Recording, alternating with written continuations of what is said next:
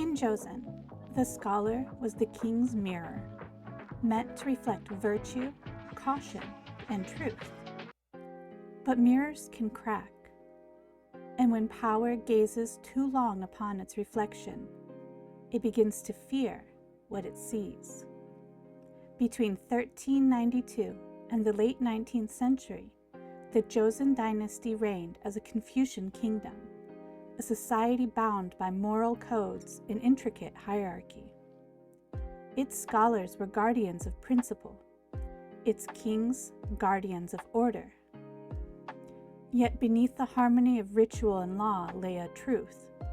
Joseon's fiercest battles were not fought with swords, but with words.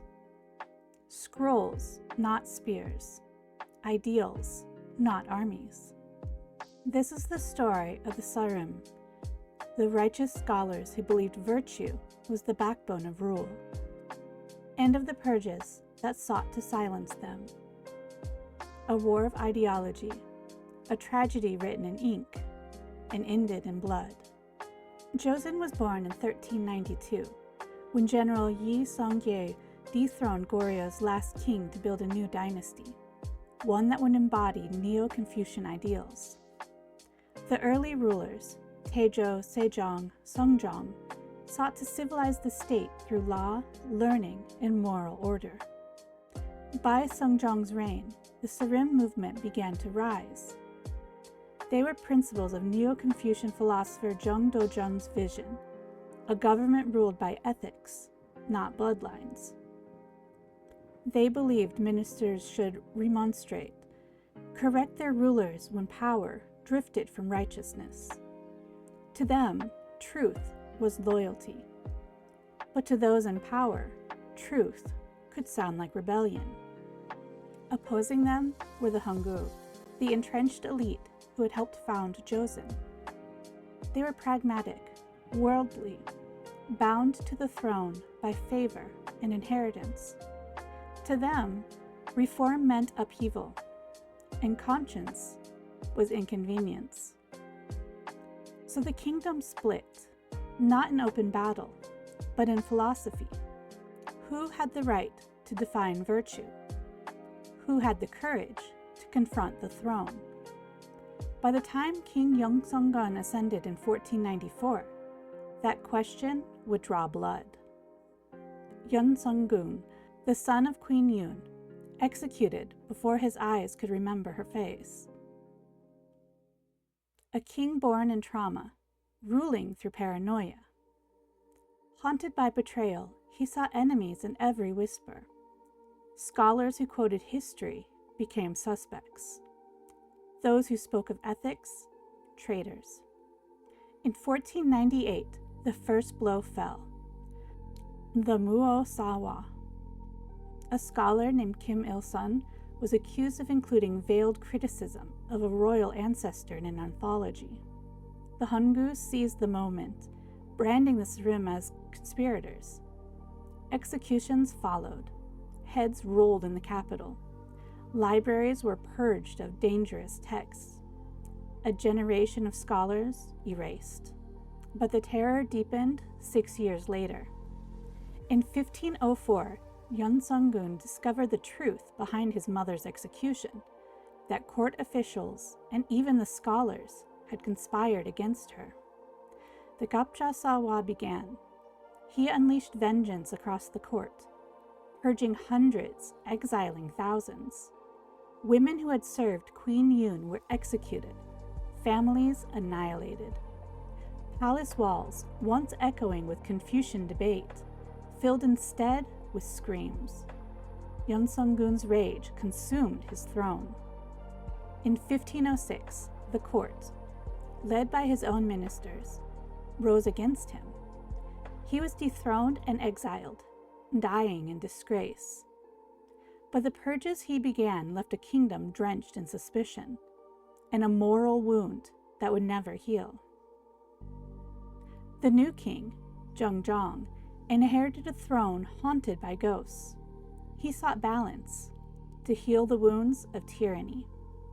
He reopened the doors to the Sarim, granting them hope once more. At the center stood Jo Gwang-jo, a man of vision and virtue, a young reformer devoted to the Confucian ideal of righteous governance. He championed the Hyangyak, local community compacts binding citizens by shared moral codes. He fought to root out corruption and nepotism, restoring the meritocratic spirit of civil exams. His ideals caught fire, not just in the palace, but in the hearts of the people. But in Joseon, moral fire burned too bright for long. The old elites, fearful of losing their power, turned rumor into weapon. They accused Jo Gwang-jo of witchcraft, of placing talismans to enchant the king. The charges were absurd, yet deadly. In 1519, the Gimyo Sahwa erupted. Jo Gwang-jo was executed, his reforms dismantled. The dawn of moral governance was smothered before it could rise. Jeongjong wept for the man he had killed, but remorse could not resurrect integrity. The Blood Purges did not end with Jo Gwang-jo. They became ritual, tradition. Every generation, a new purge, each justified by politics, cloaked in morality. In 1521, remnants of Jo's followers were hunted in the Shin Sahwa. Then, in 1545, came the Osa Sahwa, one of the bloodiest. When King Injong died young, Queen Moonjong seized power as regent for her son, Myeongjong. Her brother, Yoon Wang-kyung, turned the court into a slaughterhouse. Scholars loyal to other factions were executed in mass. Bodies filled the Han River. Even the memory of reform was considered treason. By the mid-16th century, Joseon had devoured its conscience. Politics were no longer about right or wrong, but survival. Behind the chronicles of royal decrees were lives, quiet, destroyed, children left fatherless, wives forced into exile, manuscripts burned, names struck from the official histories.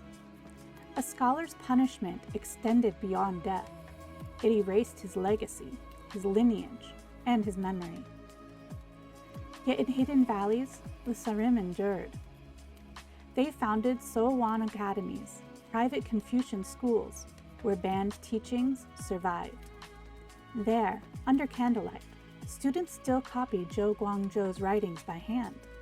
Learning became an act of resistance, and silence, a form of survival. The Blood Purges reshaped Joseon's political DNA. Factionalism hardened into permanence. Easterners and Westerners, Southerners and Northerners, parties born from paranoia. Every reformer remembered the price of dissent. Every ruler remembered the cost of listening.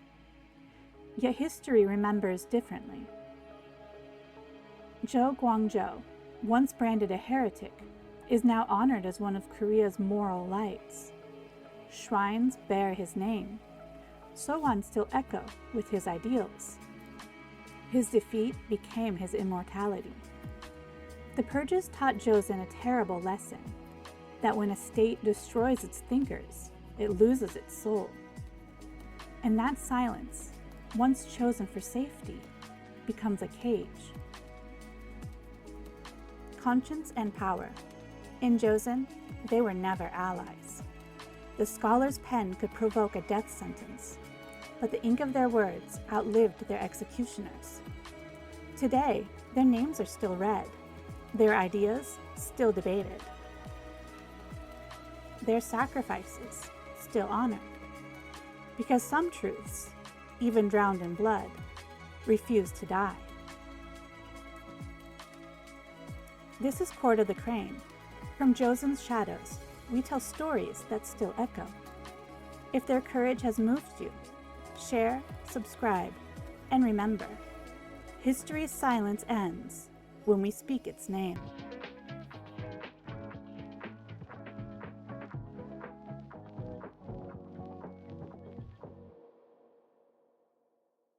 This is Court of the Crane.